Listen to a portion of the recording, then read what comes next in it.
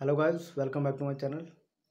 तो आज की वीडियो में हम लोग एच पी टैट 2022 जो मैथ्स वाला सेक्शन था उसमें एक क्वेश्चन आया था कि if 15 workers can build a wall in 48 hours then how many workers will be required to do the same work in 30 hours.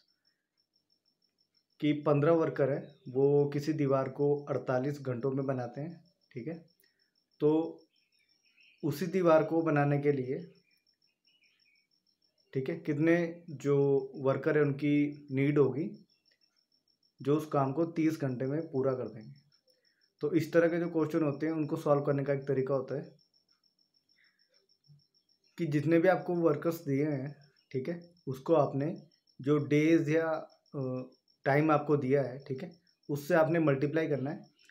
और जो सेकंड तरफ की जो कंडीशन आपको दी हुई होती है कि या आपको आदमी दिए हुए होते हैं, ठीक है, या वर्कर दिए हुए हैं और आपने दिन निकालने हैं, या आपको दिन दिया हुआ है और आपने वर्कर निकालना है, तो उसका फॉर्मूला ये है कि m1 into T1 is equal to m2 into T2। Means कि आपको कोई तीन चीज़ें दी हुई होगी और आपने चौथी चीज़ निकालनी है। ठीक है, तो इस वाले क्वेश्चन में भी ऐसा ही दिया गया है। हमें T1 और T2 दिया गया है और m1 दिया गया है, हमने क्या करना है, m2 निकालना है। ठीक है, तो मैंने इक्वेशन को लिखा है कि m1 into T1 is equal to m2 into T2।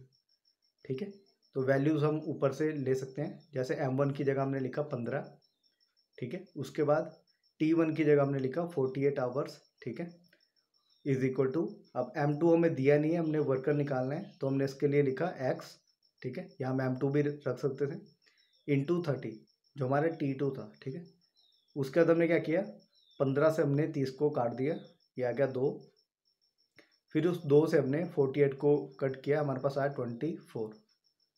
तो x इज इक्वल टू 24 इसका राइट आंसर था। ठीक है, तो इस तरह के जो क्वेश्चन है उसमें आपने ध्यान रखना है कि जो भी आपको वर्कर दिए हुए होते हैं या मेल फीमेल जो भी आपको दिए हुए होते हैं, आपने उसको जो दूसरी वाली कंडीशन है उसके इक्वल पुट करना है। ठीक है, तो आप इस वाले क्वेश्चन को किसी भी तरह से सॉल्व कर सकते हो। अब मान लीजिए यहाँ पे जो ये 15 वर्कर है, ठीक है, m1 हमें नहीं दिया हुआ होता और बाकी की तीन चीज़ें दी हुई होती तो हम किस तरह करते हैं। ठीक है, तो भी हमने सेम प्रोसेस फॉलो करना था। जैसे हमने m2 निकाला तो m2 हमारा 24 था ना, तो हमने यहाँ पे 24 पुट करना था और m1 हमारा x होना था, तो सेम हमने सॉल्व करना था, तो हमारे पास 15 आंसर आना था। ठीक है, तो आपने सिर्फ ये कंडीशन है उसको ध्यान रखना है, जो उसका फॉर्मूला है कि m1 into T1 is equal to m2 into T2। ठीक है, तो आई होप आपको ये वाला जो क्वेश्चन है वो समझ आ गया होगा कि किस तरह से इसको सॉल्व करते हैं। तो आज हम इतना ही करेंगे।